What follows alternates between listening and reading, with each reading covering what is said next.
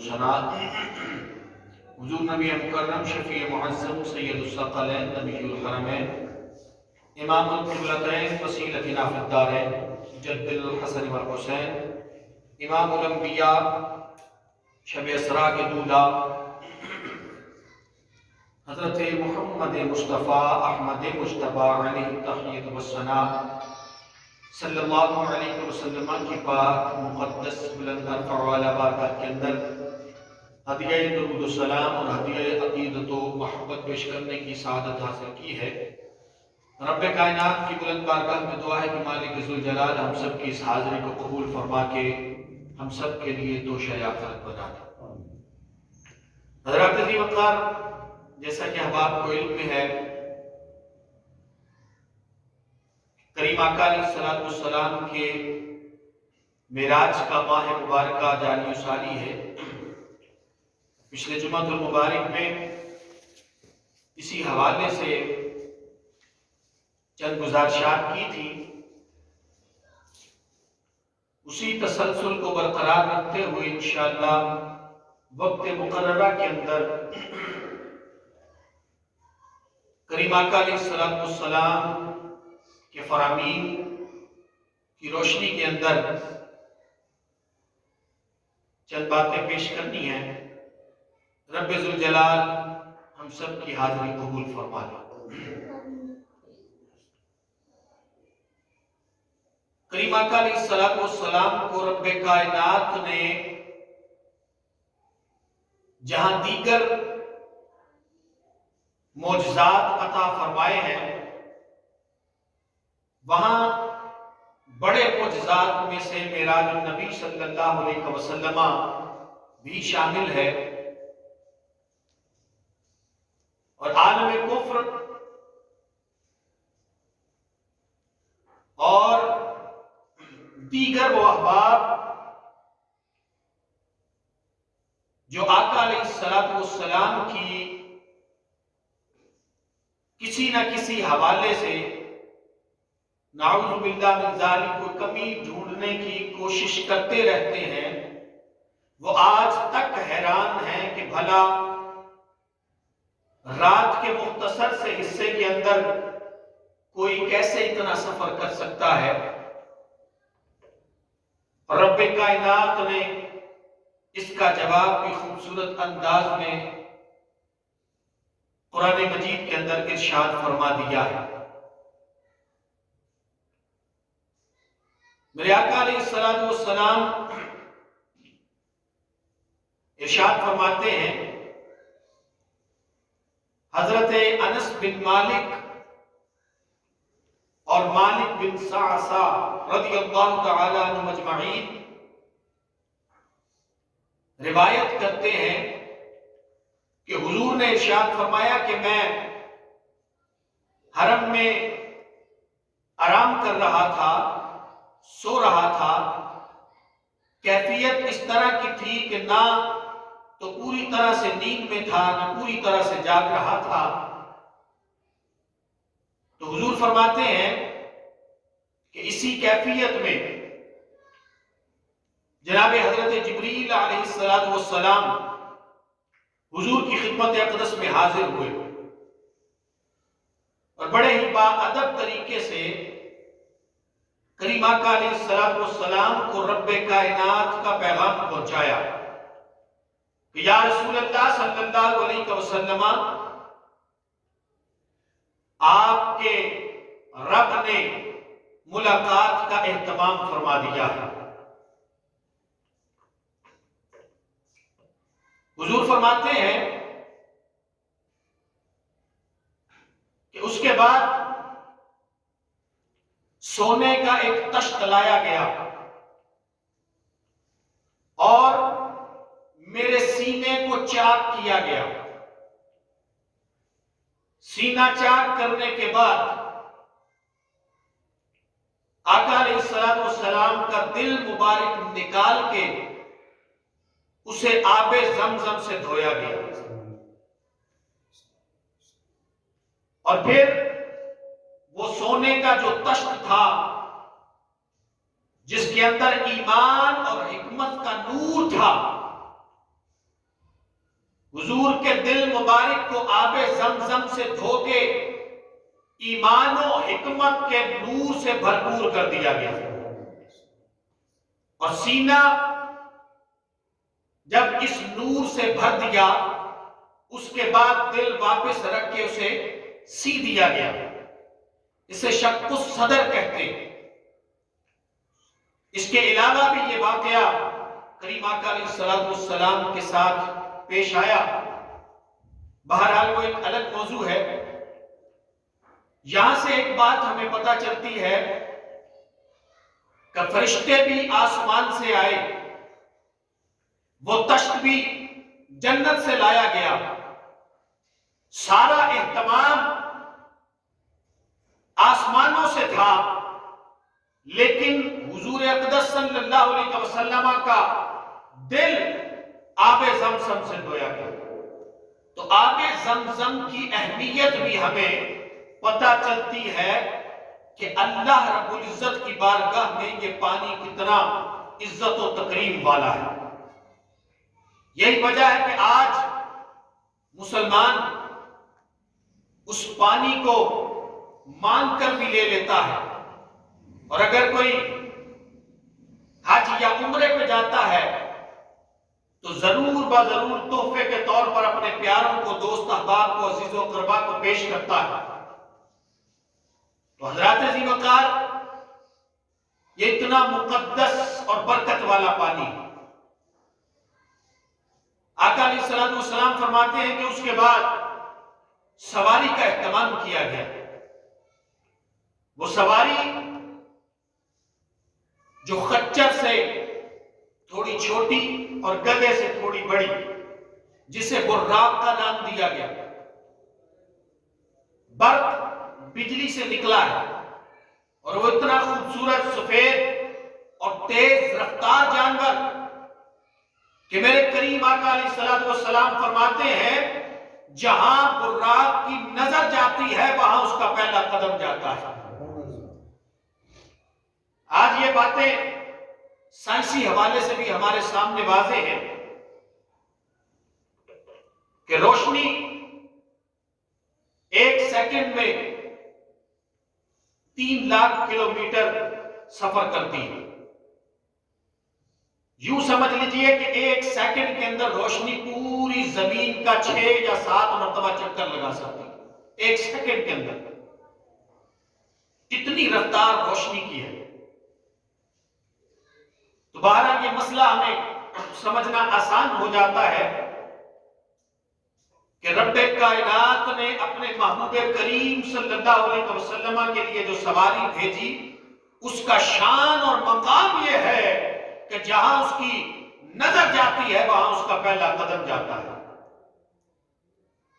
حضور فرماتے ہیں کہ سفر شروع ہو گیا، ایک مقام پر مجھے روکا گیا۔ حضور نے پوچھا کہ یہ مقام کون سا ہے؟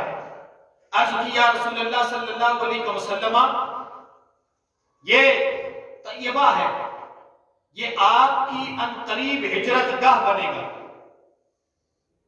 یہ بات بھی یہاں سے واضح ہو گئی کہ معراج النبی صلی اللہ علیہ وسلم کا واقعہ ہجرت مدینہ سے پہلے پیش آیا۔ حضور فرماتے ہیں میں نے 2 رکعت نفل ادا کیے اس مقام پر، مدینہ منورہ کی سرزمین پر۔ پھر سواری چلتی ہے، آقا علیہ السلام کو ایک اور مقام پر روکا گیا، پوچھا اس مقام کے بارے میں، عرض کیا رسول اللہ صلی اللہ علیہ وسلم یہ طور سینا ہے جہاں حضرت موسیٰ علیہ السلام آ کر رب کائنات سے ہم کلام ہوا کرتے تھے۔ حضور فرماتے ہیں میں نے وہاں بھی 2 رکعت نفل ادا کی۔ پھر سفر شروع ہوا اور کریم آقا علیہ السلام کو حضرت عیسیٰ علیہ السلام کی جائے پیدائش کا بتایا گیا۔ حضور فرماتے ہیں میں نے وہاں بھی 2 رکعت نماز نفل ادا کی، اور اس کے بعد وہ مقام، وہ شان جو رب کائنات نے اپنے محبوب کریم کو عطا فرمایا، مسجد اقصی، بیت المقدس، وہ جگہ آ جاتی ہے آقا علیہ السلام مسجد میں تشریف لے جاتے ہیں۔ تمام انبیاء کرام علیہ السلام، جناب سیدنا آدم علیہ السلام سے لے کر حضرت عیسیٰ علیہ السلام تک، سارے کے سارے انبیاء مسجد اقصی کے اندر موجود ہیں اور مصلی خالی ہے۔ رب کائنات کی طرف سے حکم آیا، جناب سیدنا جبریل علیہ السلام عرض کرتے ہیں، یا رسول اللہ صلی اللہ علیہ وسلم، آپ مصلی پر تشریف لے جائیں اور انبیاء کی امامت فرمائیں۔ محبت سے کہہ رہا سبحان اللہ۔ اسی وجہ سے ہم اپنے کریم آقا کو امام الانبیاء کہتے ہیں کہ تمام انبیاء نے حضور کی اقتداء کے اندر مسجد اقصی میں نماز ادا کی۔ اب اس کی حکمت کیا ہے، یہ کیوں رب کائنات نے اہتمام فرمایا، یہ پھر سے ایک الگ موضوع ہے۔ اتنے موضوعات اس واقعے کے اندر پوشیدہ ہے کہ انسان اسے بیان میں نہیں لا سکتا۔ حضرات عزیز وقار،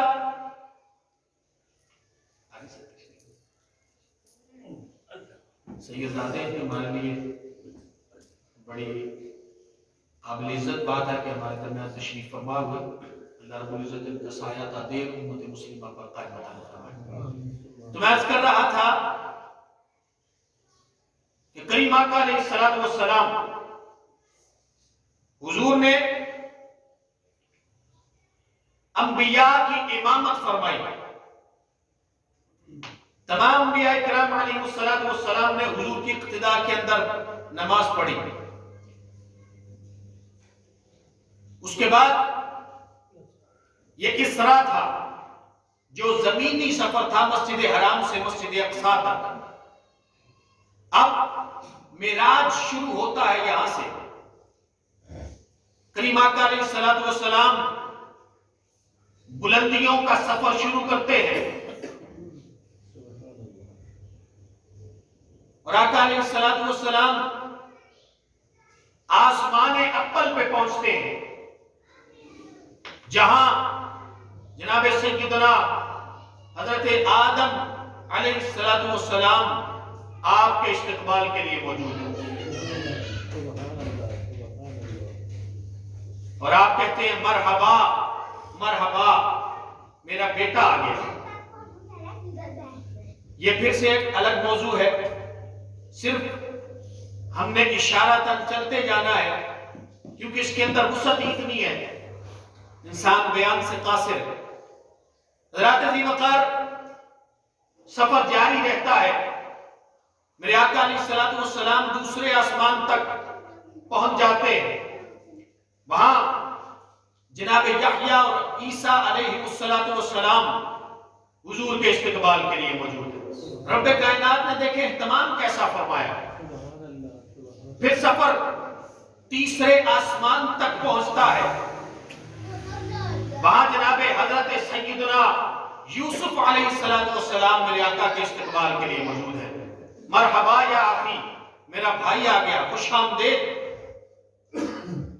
کریم آقا علیہ السلام اس سفر کو جاری رکھتے ہوئے جب چوتھے آسمان پر پہنچتے ہیں تو جناب سیدنا ادریس علیہ السلام موجود ہیں، حضور کا استقبال فرما رہے ہیں۔ پانچویں آسمان پر جناب سیدنا ہارون علیہ السلام میرے کریم آقا کے استقبال کے لیے موجود ہیں۔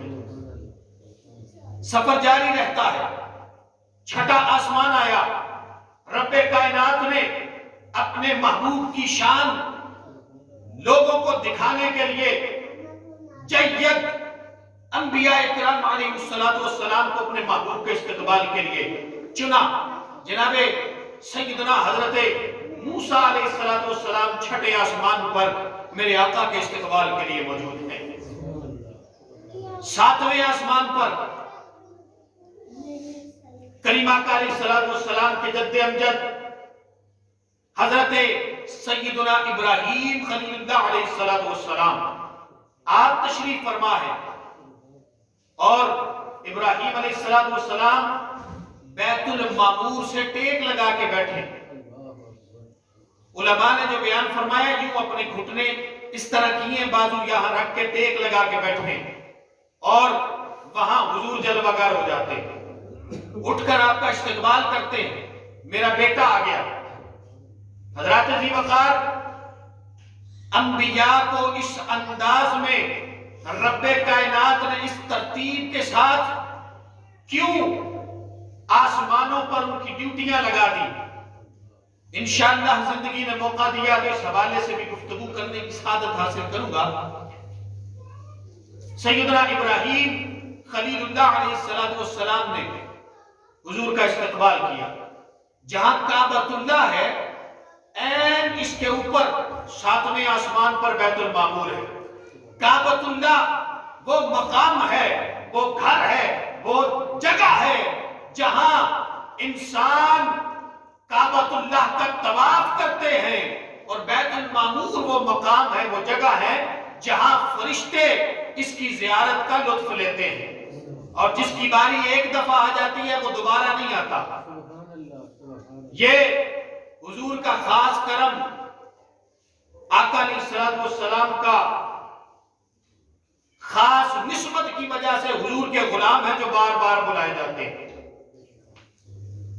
حضرات ذی وقار، اس کے بعد پھر اور بلندیوں کا سفر، سدرۃ المنتہا، اور یہ رب جانتا ہے، یہ مصطفیٰ جانتے ہیں، یہ بلانے والا جانتا ہے یا جانے والا جانتا ہے، اور کائنات کے اندر میرے آقا علیہ السلام کو جو شان رب کائنات نے عطا فرما دی ہے، کسی اور کے حصے میں آئی نہیں۔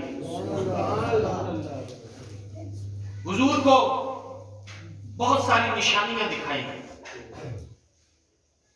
میرے آقا علیہ السلام فرماتے ہیں کہ بہت میٹھی اور بھینی خوشبو آئی۔ میں نے پوچھا جبریل سے، یہ خوشبو کیسی ہے؟ اور یہ آوازیں جو آ رہی ہیں بڑی میٹھی میٹھی، یہ کیسی آوازیں؟ عرض کی یا رسول اللہ صلی اللہ علیہ وسلم، یہ خوشبو جنت کی خوشبو ہے، یہ آوازیں جو آ رہی ہیں یہ جنت کی آوازیں، یہ آواز جنت بلند کر رہی ہے، اور رب کائنات کی بارگاہ میں عرض کر رہی ہے، اے خالق کائنات، تو نے وعدہ کیا تھا کہ اپنے نیک بندوں کو تو میرے اندر داخل فرمائے گا، اے رب کائنات اپنے وعدے کو پورا فرما دے۔ حضرات، یہ تو خوشخبری ہے۔ اب وہ بات بھی ہم نے ملحوظ خاطر رکھنی ہے، اور ان چیزوں سے بچنا ہے جو آقا علیہ السلام نے معراج کے دوران مشاہدہ فرمائی اور اپنے امتیوں کو بتائی راہ راست پہ آنے کے لیے۔ حضور فرماتے ہیں کہ پھر وہ مقام آیا کہ جب عجیب سی بدبو تھی اور اتنی خطرناک اور عجیب آوازیں تھیں۔ ارشاد فرمایا کہ یہ کون سا مقام ہے، آوازیں کیسی ہیں؟ عرض کیا رسول اللہ صلی اللہ علیہ وسلم، یہ بدبو اور آواز دوزخ کی ہے، اور یہ دوزخ اپنے رب کے حضور عرض کر رہا ہے کہ اے رب کائنات، تو نے وعدہ فرمایا تھا جو تیرے نافرمان بندے ہوں گے، جو تیرا راستہ چھوڑ دیں گے، جو تیری تعلیمات کو بھول جائیں گے، تو ان بندوں کو میرے اندر داخل فرمائے گا، اے رب کائنات اپنے وعدے کو پورا فرما۔ کریم آقا علیہ السلام ارشاد فرماتے ہیں کہ پھر میرا گزر ایسے مقام سے ہوا جہاں کچھ لوگ اپنے ناخنوں کے ساتھ اپنا چہرہ اور سینہ نوچ رہے تھے، اور ان کے ناخن تانبے کے تھے۔ ارشاد فرمایا یہ کون لوگ ہیں؟ عرض کیا رسول اللہ صلی اللہ علیہ وسلم، یہ آپ کی امت کے وہ لوگ ہیں جو غیبت کیا کرتے ہیں، جو دوسروں کو نیچا دکھانے کے لیے ان کی عزت میں کمی کرنے کی کوشش کرتے رہے، یہ وہ لوگ ہیں جو آج اپنے ہاتھوں سے اپنا چہرہ اور سینہ نوچ رہے ہیں۔ میرے کریم آقا علیہ الصلوۃ والسلام فرماتے ہیں پھر میرا ایسے مقام سے گزر ہوا، ایسے مقام سے گزر ہوا جہاں آگ کی کینچی کے ساتھ لوگوں کے ہونٹ کاٹے جا رہے تھے۔ ارشاد ہوا یہ کون لوگ ہیں؟ عرض کیا رسول اللہ صلی اللہ علیہ وسلم یہ آپ کی امت کے وہ خطیب ہیں، وہ لوگ ہیں، وہ ممبروں پہ بیٹھنے والے لوگ ہیں جو بات وہ کہا کرتے تھے اس پر خود عمل پیرا نہیں ہوتے تھے۔ عرض کیا رسول اللہ صلی اللہ علیہ وسلم یہ امت میں بگاڑ پیدا کرنے والے تھے اور بات کہہ کر خود عمل کرنے والے نہیں تھے، ان کو رب کائنات یہ سزا دے رہا ہے۔ کریم آقا علیہ الصلوۃ والسلام ارشاد فرماتے ہیں یہ اللہ کرے کہ ہم سب کے سمجھ میں آ جائے، کیونکہ جنت کی بہاریں، جنت کے درخت، جنت کی نہریں یہ خوشی کا تصور پیدا کرتی ہیں، لیکن آقا علیہ الصلوۃ والسلام رب کائنات اعلان فرماتا ہے یا ایھا النبی انا ارسلناک شاہدا و مبشرا و نذیرا، اے میرے محبوب ہم نے آپ کو گواہ بنا کے بھیجا ہے، خوشخبری دے کر بھی اور ڈرانے والا بھی بنا کر بھیجا ہے۔ حضور فرماتے ہیں وہ مقام آیا جب میں نے دیکھا کہ لوگوں کے سر کچلے جا رہے تھے، بڑے بڑے ہتھوڑوں کے ساتھ ان کے سر کچلے جا رہے تھے، پھر ان کے سر ٹھیک ہوتے تھے، پھر کچل دیے جاتے تھے، یہ سلسلہ جاری و ساری تھا۔ حضور فرماتے ہیں میں نے پوچھا کہ یہ کون لوگ ہیں؟ عرض کی یا رسول اللہ صلی اللہ علیہ وسلم یہ آپ کی امت کے وہ لوگ ہیں جو نماز میں سستی اور کہلی کیا کرتے ہیں۔ اللہ اکبر، استغفر اللہ۔ رب کائنات ہمیں اس بیماری سے نجات عطا فرمائے۔ ساری عبادات خالق کائنات نے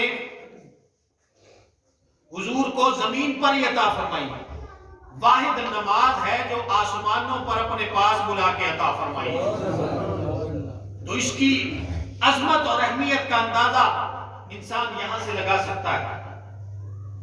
اور تمام جو ذکر و اذکار اور عبادات کا مجموعہ ہے، مجموعی طور پر ہر شے نماز کے اندر موجود ہے۔ کریم آقا علیہ الصلوۃ والسلام ارشاد فرماتے ہیں کہ پھر میرا گزر ایک ایسے مقام سے ہوا جہاں کچھ لوگ ایسے موجود تھے کہ وہ بیج بوتے تھے اور اسی وقت فصل بڑی ہو جاتی تھی، پھر وہ فصل کاٹتے تھے، کاٹتے ہی دوبارہ فصل پھر پک جاتی تھی، پھر کاٹنے کے لیے، کٹائی کے لیے تیار ہوتی۔ میں نے پوچھا یہ کون لوگ ہیں؟ عرض کی یا رسول اللہ صلی اللہ علیہ وسلم یہ وہ لوگ ہیں جنہوں نے اللہ کی راہ میں جہاد کیا ہے۔ محبت سے کہہ دیں رسول اللہ، ان کی ایک نیکی رب کائنات نے 700 گنا بڑھا دی۔ کتنا عظیم عمل ہے خالق کائنات کی بارگاہ اقدس کے اندر جہاد کرنا۔ رب کائنات ایسا انعام بھی عطا فرماتا ہے۔ تو حضرات ذی وقار بہت سارے معاملات اور مشاہدات اس سفر کے اندر کریم آقا علیہ الصلوۃ والسلام کے سامنے پیش کیے گئے، رب کائنات نے اپنے محبوب کو دکھائے اور حضور نے ہم امتیوں تک پہنچا دیے کہ خالق کائنات نے اگر اس کی فرما برداری کر لوگے، اس کا بتایا ہوا راستہ اپنا لوگے تو پھر انعامات بھی بڑے بڑے ہیں، لیکن اگر اس کا راستہ چھوڑ دو گے، اس کی نافرمانی میں لگ جاؤ گے، اس کے احکامات سے روگردانی کرو گے، تو پھر اس کا عذاب بھی بڑا سخت ہے، پھر اس کا عذاب بھی بڑا سخت ہے۔ اس لیے آج ہمیں معراج النبی صلی اللہ علیہ وسلم سے کچھ سیکھنا بھی ہے، کچھ لینا بھی ہے۔ فقط آج اس رولے میں اور اس پریشانی میں اور اس بحث میں ہے کہ حضور نے سر کی آنکھوں سے دیکھا تھا یا نہیں دیکھا تھا، حضور جسم اقدس سمیت تشریف لے گئے یا نہیں لے گئے۔ یہ اس بحث اور پریشانی میں تو ہم سارے مبتلا ہیں، لیکن اس کا مقصد کیا تھا؟ رب کائنات نے ہم تک پیغام کیا پہنچانا تھا، وہ اصل بات ہے، وہ ہمارا مسئلہ ہے کہ اسے ہم نے اڈاپٹ کرنا ہے۔ وہ تو رب کائنات کی شان ہے کہ وہ اپنے محبوب کو لے گیا، اور یہ حضور کا مقام ہے کہ وہ وہاں تشریف لے گئے۔ یہ ہم جیسے نکموں کی کوئی اہمیت اور اوقات ہی نہیں کہ اس بات پر اور اس بات پر اور اس مسئلے پر گفت و شنید کرتے رہے۔ تو حضرات ذی وقار، آج ہمیں اس مجلس کے اندر اس بات کا ارادہ اور اعادہ کرنا ہے کہ خالق کائنات نے جو نماز کا تحفہ اپنے محبوب کریم کو دے کر ہم امتیوں تک پہنچایا، ہم نے اس تحفے کی قدر کرنی ہے۔ بلند کر کے ہاتھ کہہ دیں انشاءاللہ، پھر کہہ دیں انشاءاللہ۔ اللہ ہمیں عمل کی توفیق عطا فرمائے۔ میرے آقا علیہ السلام کو جب نماز کا تحفہ عطا ہوا، حضور واپس تشریف لے آئے۔ جناب موسیٰ کلیم اللہ علیہ السلام راستے میں موجود ہیں۔ عرض کی یا رسول اللہ صلی اللہ علیہ وسلم 50 نمازیں بہت زیادہ ہیں، آپ کی امت یہ نمازیں نہیں پڑھ سکے گی، آپ واپس تشریف لے جائیے، اس میں تخفیف کروائیں، کمی کروائیں۔ حضور واپس جاتے ہیں، 5 نمازیں کم ہو جاتی ہیں، 45 ہو جاتی ہیں۔ موسیٰ کلیم اللہ پھر واپس بھیجتے ہیں، حتیٰ کہ یہ عمل 9 بار دہرایا جاتا ہے اور نمازوں کی تعداد 50 سے کم ہو کے 5 رہ جاتی ہے۔ موسیٰ کلیم اللہ حضور کی بارگاہ میں پھر عرض کرتے ہیں، یا رسول اللہ، میں اپنا تجربہ آپ کو بتا رہا ہوں، میری امت بھی 2 نمازیں نہ پڑھ سکی تو آپ کی امت سے 5 نمازیں نہیں پڑھی جائیں گی، آپ واپس تشریف لے جائیں، پھر جائیں رب کائنات کے حضور عرض کریں، نمازوں میں اور تخفیف کروائیں۔ میرے کریم آقا علیہ السلام نے ارشاد فرمایا کہ اب مجھے اپنے رب کے پاس واپس جا کر نمازیں اور کم کروانے سے حیا آتی ہے، کیونکہ فگر 5 کا چل رہا تھا، گویا کہ ایسے کہ امت کوئی فرض نماز قبولنا ہی نہیں چاہتی۔ لیکن اللہ تو قرآن میں ارشاد فرماتا ہے، لا تبدیل لکلمات اللہ، رب کائنات جو بات کہہ دیتا ہے اس میں کبھی بھی تبدیلی نہیں آتی، رد و بدل نہیں آتا۔ تو حضرات ذی وقار، خالق کائنات کا انعام دیکھیے، کہا کہ اے میرے محبوب، تیری امت نمازیں تو 5 ہی پڑھے گی، میں رب کریم انہیں 50 کا ثواب عطا فرماؤں۔ محبت سے کہہ ذرا سبحان اللہ۔ تو رب نے اپنے محبوب کا آنا جانا بھی قبول کیا، نمازوں میں تخفیف تو کر دی، تعداد کے اندر تو کمی کر دی، لیکن ثواب میں کمی عطا نہیں کی ہے۔ کتنا کرم ہے۔ لیکن آج ہم گناہگار امتی صرف غافل ہیں تو نماز سے غافل ہیں، سارے کام ہم کرتے جا رہے ہیں، چاہے ہم بیمار ہیں، چاہے ہم معذور ہیں، چاہے پریشان ہیں، دنیا داری کے سارے معاملات ہم کرتے چلے جا رہے ہیں۔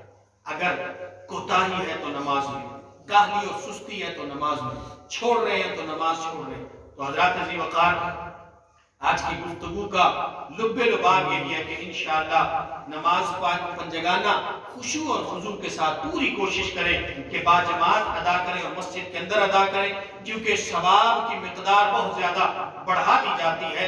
رب کائنات کی بلند بارگاہ میں دعا ہے کہ اللہ پاک ہمیں اپنی نمازوں کی حفاظت کرنے کی توفیق عطا فرمائے، اور خالق کائنات آج کی اس محفل کو ہم سب کے لیے توشہ آخرت بنا دے۔ وما علینا الا البلاغ۔